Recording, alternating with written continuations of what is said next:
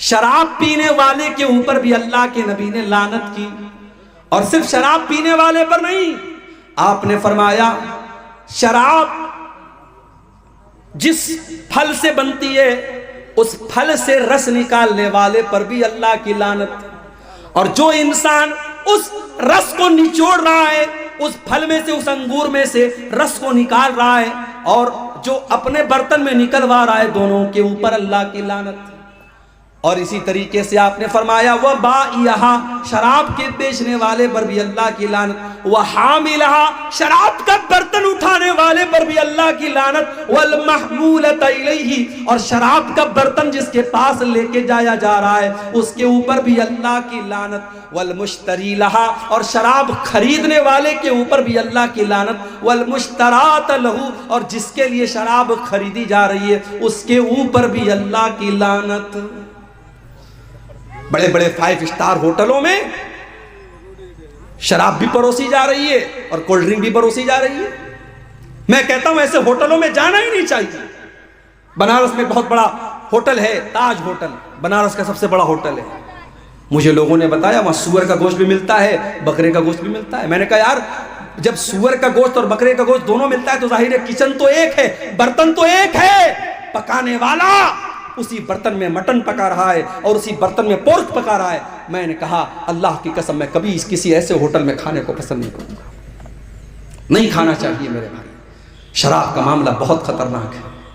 کبھی باہر میں کہیں گھومنے پھرنے جاتا ہوں اگر اور کسی ہوٹل میں گیا اور صرف شراب کی بوتل نظر آ گئی تو وہیں سے طبیعت میں کراہیت آ جاتی ہے، وہاں سے ہم نکل جاتے نہیں۔ نیپال ایک مرتبہ گیا، نیپال میں تو لوگ بتاتے پانی کم شراب زیادہ بکتی ہے، ہر ہوٹل میں شراب نظر آ رہا تھا، پریشان ہو گیا۔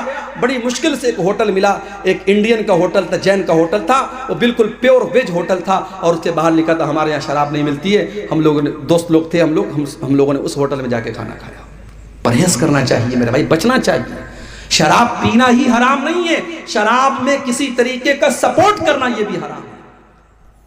اور آگے بڑھیے، نمبر 8، اللہ کی لعنت کا حقدار بنانے والا 8واں کام، لعن اللہ المتشبہین بالرجال من النساء، اللہ کی لعنت تو ایسی عورتوں کے اوپر جو مردوں کی نقل کرتی ہیں، وَلَعَنَ اللَّهُ الْمُتَشَبِّهَاتِ مِنَ النِّسَاءِ بِالرِّجَالِ، اور اللہ کی لعنت تو ایسے مردوں کے اوپر جو عورتوں کی نقل کرتے ہیں۔ عورتیں ہیں پینٹ اور ٹی شرٹ پہن رہی ہیں، پینٹ اور شرٹ پہن رہی ہیں، ٹائٹ کپڑے پہن رہی ہیں، یہ مردوں کی مشابہت نہیں ہے۔ چھوٹے چھوٹے بال کٹوا کے ایسا لگ رہا ہے کوئی مرد جا رہا ہے۔ بعض عورتوں کو دیکھیے، کبھی کبھی کہیں ٹکٹ لینے کھڑے ہو جاؤ، لائن میں کوئی عورت کھڑی رہتی ہے اور پینٹ اور شرٹ پہنے ہیں اور چھوٹے چھوٹے بال ہے، پیچھے سے سمجھ میں نہیں آتا کہ محترم ہے کہ محترمہ ہے۔ آدمی کنفیوز ہو جاتا ہے کہ یہ آدمی ہے کہ عورت ہے۔ ایسی عورتوں پر لعنت کی اللہ کے رسول نے، اور ایسے مردوں کے اوپر بھی اللہ کی لعنت ہو جن کو بس لپسٹک لگانا باقی ہے۔ ہجڑے تو ایسے ہی بن گئے، داڑھی واڑی تو بالکل صاف ہے، اور بال بھی ماشاءاللہ بعض لڑکوں کے دیکھو تو کافی بڑے بڑے رہتے ہیں۔ آج کل بال 2 ٹائپ کے چلتے ہیں، ایک بالکل لیڈیز کٹ بال اور ایک سور کٹ بال جو آدھا ٹکلا رہتا ہے آدھا بال رہتا ہے، وہ بھی حرام ہے، یاد رکھو۔ تو یہ 2 ٹائپ کے بال بھی ہمارا نوجوان رکھتا ہے۔ بعض نوجوانوں کو دیکھتا ہوں کانوں میں بالی بھی پہنے رہتے ہیں، کانوں میں بھی چھید کروائے رہتے ہیں، کہتے ہیں فیشن ہے مولوی صاحب، سونے کی چین بھی گلے میں ڈالا ہوا ہے، فیشن ہے مولوی صاحب۔ ابھی یہ فیشن آیا ہے، کل لپسٹک کا فیشن آئے گا، لپسٹک بھی لگائے گا، یہ پرسوں فیشن آئے گا نیل پالش لگاؤ، یہ نیل پالش بھی لگائے گا۔ اللہ کی لعنت ہو ایسے مردوں کے اوپر جو عورتوں کی مشابہت اختیار کرتے ہیں، جو عورتوں کی طرح بات چیت کرتے ہیں۔ اور بعض لڑکوں کے اندر میں نے دیکھا بچپن سے اگر والدین کنٹرول نہیں کرتے، عورتوں کے انداز میں بات چیت کرتے ہیں تو بڑے ہونے کے بعد عورتوں جیسی صفات پیدا ہو جاتی ہے۔ مرد کو مرد ہی رہنا چاہیے میرے بھائی، اس کے انداز اور اس کو کپڑے۔ بعض ہمارے رشتہ داروں میں ہم نے ایک جگہ دیکھا، ایک لڑکی تھی، بچپن سے اس کے والدین لڑکے کا کپڑا پہناتے تھے۔ آج وہ لڑکی 20 سال کی ہو گئی، ماں باپ چاہتے ہیں لڑکی شلوار سمیج پہنے، لڑکی عورتوں کا کپڑا پہنے، مگر بچپن سے اس کو لڑکوں کا کپڑا پہنایا ہے۔ آج 20 سال کی لڑکی ہوگی، آج بھی وہ لڑکوں کا کپڑا پہنتی ہے، تو یہ جائز نہیں ہے میرے بھائی، اللہ کے نبی نے لعنت کی ہے۔ اور آگے بڑھیے، جو بیوی اپنے شوہر کا حق ادا نہ کرے شوہر کی جسمانی خواہش کو پورا کرنے سے انکار کر دے بلا کسی مجبوری ہو الگ بات ہے، بیوی بیمار ہے یا کوئی نیچرل پرابلم ہے الگ بات ہے، بغیر کسی مجبوری کے شوہر کی جسمانی خواہش کو پورا نہ کرنے والی عورت کے اوپر بھی اللہ کی لعنت ہوتی ہے۔ بخاری اور مسلم کے الفاظ ہیں، اللہ کے پیارے حبیب صلی اللہ علیہ وسلم فرماتے ہیں اذا دعا الرجل امراته الى فراشه، جب انسان اپنی بیوی کو اپنے بستر پر بلائے، فبات فابت، تو عورت انکار کر دے، فبات وهو غضبان علیہا، اور شوہر اس حال میں رات گزارے کہ بیوی سے ناراض ہے، اگر شوہر اسی طریقے سے رات گزار دے، لعنت حل ملائکۃ حتی تصبح، تو صبح تک فرشتے لعنت کرتے رہتے ہیں ایسی عورت کے اوپر۔ لیکن یہ بات یاد رکھو، اسلام میں ون وے ٹریفک نہیں ہے۔ اگر عورت کے اوپر یہ فرض ہے کہ وہ مرد کے ایموشنز اور جذبات کا خیال رکھے، تو مرد کو بھی چاہیے کہ وہ عورت کے جذبات کا خیال رکھے۔ یہ نکاح ہے بھائی صاحب، یہ کوئی زبردستی کا سودا نہیں ہے۔ شوہر بیوی کے جذبات کا خیال رکھے، بیوی شوہر کے جذبات کا خیال رکھے، بیوی کو مشین نہ سمجھا جائے، بیوی کو بچہ پیدا کرنے والی مشین نہ سمجھا جائے، اور بیوی کے ساتھ جانوروں جیسا سلوک نہ کیا جائے، یہ بات بھی یاد رکھی جائے۔ اگر بیوی کو ہم یہ چاہتے ہیں وہ ہمارے لیے بہترین کپڑا پہنے، خوشبو لگائے، سجے سورے، تو بھائی صاحب ذرا آپ بھی اپنی اداؤں پر غور کیجئے۔ آپ تو ایکسپیکٹ کرتے اپنی بیوی سے کہ وہ میرے لیے خوب میک اپ کرے، سجے سورے، اور آپ وہی بالکل بد شکل ہو کر کے، بال بالکل پراگندہ ہیں اور بدبو سے اٹے ہوئے ہیں، پسینے سے اٹے ہوئے ہیں، اور اس حالت میں اگر انسان اپنی بیوی کے پاس جاتا ہے تو یہ بھی غلط ہے۔ حضرت عبداللہ ابن عباس کہتے ہیں کہ جس طریقے سے میری بیوی میرے لیے سجتی اور سنورتی ہے، میں اپنی بیوی کے لیے سجتا اور سنورتا ہوں۔ تو بیوی شوہر کا حق ادا کرے، شوہر بیوی کا حق ادا کرے۔ اللہ کے رسول نے ایسی عورت کے اوپر لعنت کی ہے جو شوہر کا حق ادا نہ کرے۔ اور آگے بڑھیے، غیر فطری طریقے سے اللہ کے بنائے ہوئے نظام کے طریقے کے خلاف اگر کوئی اپنی بیوی کے ساتھ اپنی خواہش پوری کرتا ہے، اس کے اوپر بھی اللہ کے نبی نے لعنت کی ہے۔ ملعون من اتى امرأته فی دبرها، اللہ کے نبی فرماتے ہیں جو انسان اپنی بیوی کے ساتھ غلط طریقے سے، غیر فطری طریقے سے، جو نیچرل طریقہ ہے، جو اللہ تعالیٰ نے نظام بنایا ہے مرد و عورت کے درمیان ملاقات کا، اس نظام کے خلاف اگر جاتا ہے، غلط طریقے سے گندے ویڈیوز کو دیکھنے کے بعد اس طریقے سے اپنی بیوی کے ساتھ وہ کام کرنے کی کوشش کرتا ہے، ایسے شوہر کے اوپر اللہ کے نبی نے لعنت فرمائی۔ ملعون من اتى امرأته فی دبرها، جو عورت کے ساتھ غیر فطری طریقے سے صحبت کرتا ہے، اس انسان کے اوپر بھی اللہ کی لعنت ہو۔ بہت کھول کھول کر کے الفاظ بیان کرنے کی ضرورت نہیں ہے، آپ ہوشیار سمجھدار ہیں، سمجھ لیجئے۔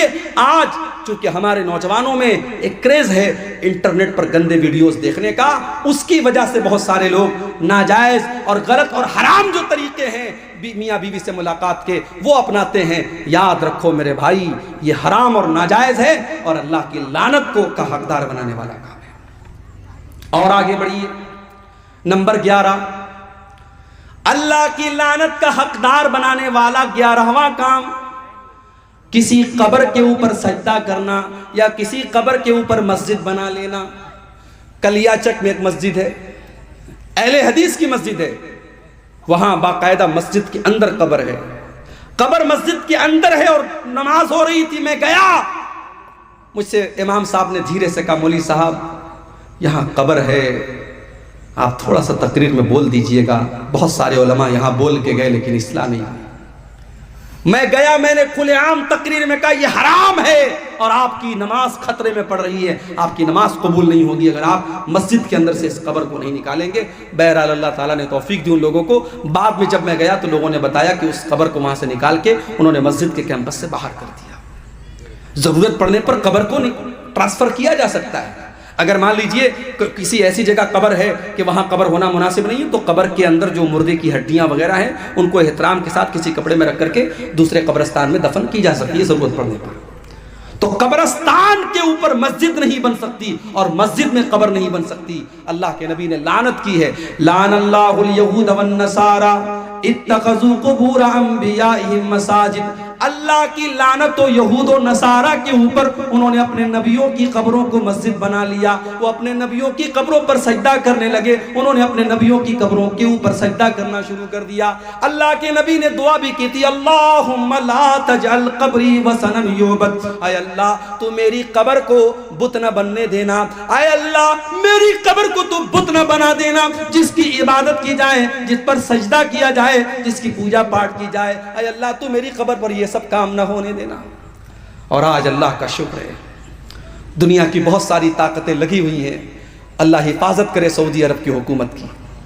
آج اگر یہ حکومت نہ ہوتی تو شاید جو منظر ہم اجمیر میں دیکھتے ہیں، جو منظر ہم ہندوستان میں بزرگوں کی قبروں پر دیکھتے ہیں، شاید اس سے کہیں زیادہ خطرناک منظر مدینے کا ہوتا، اور نبی کی قبر پہ سجدے ہو رہے ہوتے۔ وہاں 24 گھنٹے پولیس کے لوگ کھڑے ہیں، سیکیورٹی کے لوگ کھڑے ہیں، اور اگر کوئی کسی بھی طریقے کا شرکیہ کام کرنے کی کوشش کرتا ہے، سیکیورٹی کے لوگ فوراً اس کو وہاں سے بھگا دیتے ہیں، نکال دیتے ہیں۔ تو میرے بھائیوں، قبر کے اوپر مسجد بنانا یا قبر کے اوپر سجدہ کرنا، یہ بھی اللہ کی لعنت کا حقدار بنانے والا کام ہے۔ نمبر 12، حضرت لوط علیہ السلام کی قوم جو کام کرتی تھی، مرد کا مرد کے ساتھ، لڑکے کا لڑکے کے ساتھ تعلق قائم کرنا، حرام کام کرنا، بدکاری کا کام کرنا، ہومو سیکسولیٹی، یا آج کی زبان میں جس کو ہم کہہ سکتے ہیں ہم جنسی، یا ہندی میں کہہ سکتے ہیں سم لینگکتا، جس کو آج دنیا کی عدالتوں نے اس کو صحیح قرار دے دیا ہے، لیکن اللہ کے نبی نے لعنت قرار دی ہے۔ مسند احمد کی روایت ہے، آپ نے فرمایا لعن اللہ من عمل قوم لوط، لعن اللہ من عمل قوم لوط، لعن اللہ من عمل قوم لوط، اللہ کی لعنت اس انسان کے اوپر جو حضرت لوط علیہ السلام کی قوم والا عمل کرتا ہے۔ دنیا میں سب سے پہلے یہ کام اگر کسی نے کیا تھا، لوط علیہ السلام کی قوم نے کیا تھا، اور جب حضرت لوط نے ان کو سمجھایا تھا تو یہ کہا تھا کہ تم اس گناہ کی شروعات کر رہے ہو، آج تک دنیا میں یہ گناہ کسی نے نہیں کیا جو گناہ تم کر رہے ہو۔ اللہ نے تمہارے لیے عورتوں کو بنایا ہے، تمہارے لیے اللہ نے جائز طریقہ بنایا ہے، تم ناجائز طریقہ اپنا رہے ہو۔ تو قوم کے لوگوں نے مذاق اڑایا تھا اور کہا تھا یہ تو بڑے پاک صاف لوگ ہیں، یہ تو اپنے آپ کو بڑے صاف ستھرے سمجھتے ہیں۔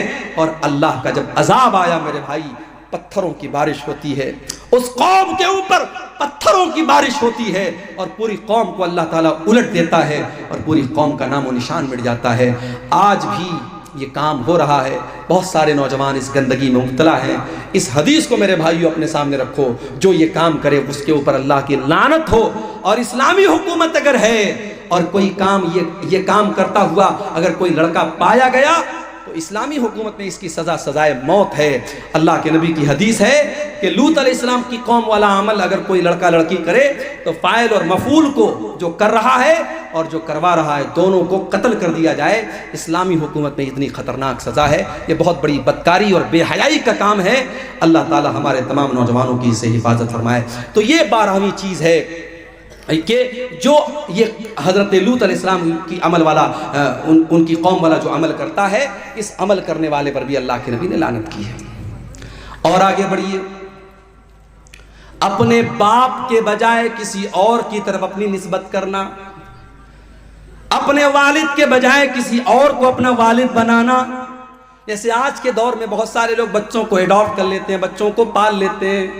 اب بچے کا باپ کوئی اور ہے، لیکن جو انسان پالتا ہے، جو پرورش کرتا ہے، اسی انسان کا نام اس کے نام کے ساتھ جڑ جاتا ہے۔ باپ کا نام تھا عبداللہ، لیکن پالنے والے کا نام محمد تھا، تو یہ اپنے باپ کی جگہ محمد کا نام لکھتا ہے، عبداللہ کا نام نہیں لکھتا ہے۔ یہ اتنا خطرناک کام ہے۔ اللہ کے نبی فرماتے من ادعا الی غیر ابیہ، جو اپنے باپ کے بجائے کسی اور کا نام اپنے باپ کے نام کی جگہ جوڑے، ومن تولا من غیر موالیہ، اور جو غلام اپنے مالک کے بجائے کسی اور کو اپنا مالک قرار دے، فعلیہ لعنت اللہ والملائکۃ والناس اجمعین، تو ایسے انسان کے اوپر اللہ کی لعنت ہو، فرشتوں کی لعنت ہو، اور تمام لوگوں کی لعنت ہو، تمام لوگوں کی لعنت ہو اس انسان کے اوپر جو اپنے اوریجنل باپ کی جگہ کسی اور کو اپنا باپ قرار دے۔ اسی لیے بڑی سختی ہے، اگر آپ بچے کو ایڈاپٹ کرتے ہیں تو علماء کا فتویٰ موجود ہے اور قرآن کی آیتیں موجود ہیں کہ اس کی ولدیت کی جگہ آپ اوریجنل باپ کا نام لکھیں گے۔ اب ہمارے ہاں بڑا مسئلہ ہے. آپ آدھار کارڈ بنوائیں گے, اس پہ اوریجنل باپ کا نام چڑھوائیں گے تو مسئلہ پیدا ہوگا. تو آدھار کارڈ وغیرہ میں مجبوری کے طور پر آپ اپنا نام جوڑ سکتے ہیں, مگر جہاں اسلامی پوائنٹ آف ویو سے ضرورت پڑے گی, مثال کے طور پر نکاح کے ٹائم یا مثال کے طور پر کوئی گواہی کے ٹائم, تو وہاں ولدیت میں جو اوریجنل باپ ہے اسی کا نام دیا جائے گا. پالنے والا, پرورش کرنے والا وہ باپ نہیں ہو سکتا ہے. اس کو احترام میں وہ لڑکا باپ, ابا جان کہہ سکتا ہے, ابو کہہ سکتا ہے, پاپا کہہ سکتا ہے, مگر اوریجنل اس کا جو باپ ہے وہ وہی رہے گا جس نے اس کو جنم دیا ہے, جو اس کا باپ ہے. اسی طریقے سے 14ویں چیز میرے بھائیوں جو اللہ کی لعنت کا حقدار بناتی ہے, حلالہ کرنے والا اور کروانے والا. حلالہ سمجھتے ہیں, نام سنا ہے حلالہ کا؟ کسی نے 3 طلاق دے دی اپنی بیوی کو, ایک ساتھ 3 طلاق. ہمارے یہاں مسئلہ کیا ہے قرآن و حدیث کی روشنی میں؟ اگر کوئی ایک ساتھ 3 نہیں 300 طلاق دے دے وہ ایک ہی مانی جائے گی. کیوں؟ کیونکہ طلاق ایک مرتبہ میں ایک ہی ہوتی ہے, ایک سے زیادہ نہیں ہوتی ہے. طلاق کا ایک پروسیس ہے. اگر کسی نے اپنی بیوی کو طلاق دیا ہے تو اب 3 مہینے تک وہ دوسری طلاق نہیں دے سکتا. 3 مہینے تک وہ دوسری طلاق دے ہی نہیں سکتا. اگر 3 مہینے کے اندر وہ دوسری طلاق دے گا تو وہ دوسری نہیں مانی جائے گی. ایک طلاق دے گا انسان, اب 3 مہینے کا ٹائم ہے. اگر 3 مہینے کے اندر رجوع کر لیا اچھی بات ہے, رجوع کر لیا بیوی رہے گی. اگر 3 مہینہ گزر گیا اور رجوع نہیں کیا تو نکاح ختم ہو گیا, نیا نکاح ہوگا, نیا مہر ہوگا. پھر آئندہ کبھی زندگی میں جھگڑا ہوگا اور طلاق دے گا, وہ دوسری طلاق ہوگی. یہاں سارا سسٹم گڑبڑ کر دیا, طلاق طلاق طلاق. غصے میں بیوی کو طلاق بول دیا. اب اپنے مولوی صاحب کے پاس گیا, مولوی صاحب نے کہا حلالہ کرانا پڑے گا, حلالہ کرانا پڑے گا. اور حلالہ کا طریقہ کیا ہے؟ ایک رات کے لیے تمہاری بیوی کسی سے شادی کرے گی, ایک رات تک وہ ساتھ میں رہے گا اور اگلے دن وہ طلاق دے دے گا. پھر عورت عدت گزارے گی, پھر تم اس سے شادی کر لینا. یہ کتنی کھلم کھلا, کتنی بڑی بے غیرتی اور بے حیائی اور زناکاری ہے. اور آج پوری دنیا میں اسلام کی امیج کو خراب کرنے کا کام کیا ہے. کتنی فلمیں بنی ہیں اس کے اوپر, کتنی ویب سیریز بنی ہیں اس کے اوپر. حلالہ اتنا گندا کام ہے میرے بھائیوں. اللہ کے نبی نے فرمایا لعن اللہ المحلل والمحلل لہ, حلالہ کرنے والے پر اور حلالہ کروانے والے پر دونوں کے اوپر اللہ کی لعنت ہو.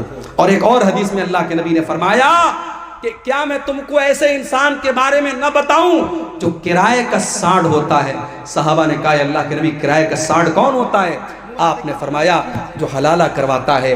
حلالہ کروانے والا اپنی بیوی کو کسی غیر کے بستر پر بھیجنے والا, اور وہ انسان کرائے کا سانڈ ہوتا ہے جو یہ کام کرتا ہے. تو حلالہ کرنے والا بھی اور حلالہ کروانے والا بھی دونوں پر اللہ کی لعنت ہو.